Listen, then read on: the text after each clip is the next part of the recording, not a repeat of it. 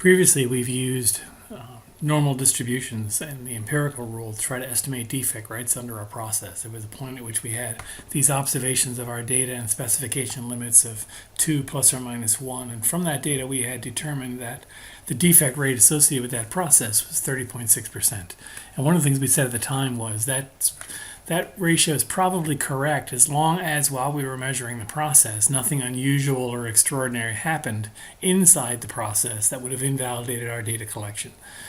In terms of statistical process control, what we were saying when we said that was we're assuming the process was under statistical control, that it behaved in a consistent way such that we can apply the statistical analysis to that process, that the process wasn't all over the place. And the way we would determine that is we would continue and confirm that our process is in fact under statistical control. So if I go back to the underlying data in there and apply the statistical process control formulas for the X bar R chart, I can determine that as I go. So the first step of that process would be to collect the factors from statistical process control that I would need to develop the control chart, recognizing my sample size is 6 on my subgroups, and my conversion factors for my control charts are taken from tables that I associate with my control charts. Because what I'm doing here is from that subgroup size sample of 6, I'm actually going to plot a subgroup sample based on a sample size of 6. The larger the sample, the more accurate my estimates. Because what I'm doing here is I'm going to use this sample of data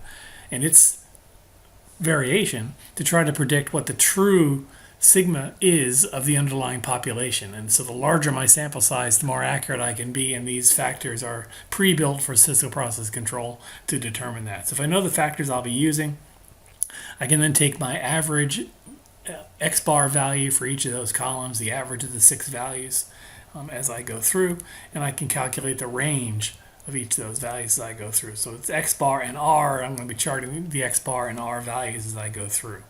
If I know what those values are, I can then take my X bar, my average of my averages, as well as my R bar, which is the average of the R's.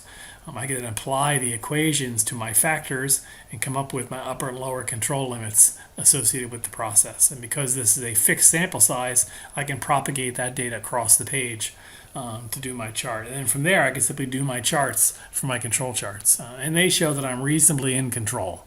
The X bar chart says that the process results are varying around the mean. Again, remember, this is a bell curve turned on its sides. You expect to see a point here and there that's farther out from the mean, but a lot of the points near the mean.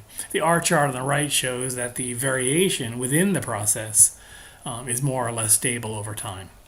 If anything, it might be a little too stable. I did expect to see some points a little farther from the mean, but considering I know my data wasn't perfectly normal to begin with, I don't see any outliers here. I don't see any obvious trends that I would be concerned with. So I'm able to declare that the process I was measuring back the day I took those 24 measurements was behaving in a consistent way. There were no outliers that would have necessitated me admitting that the process was out of control. So based on these charts, I declare the process is in control. So when I go back now to my defect rate, I can assure management that the true process I measured was under statistical control, and therefore 30.6% is the defect rate you should expect to see associated with that process over the long haul until I start changing the process or improving it.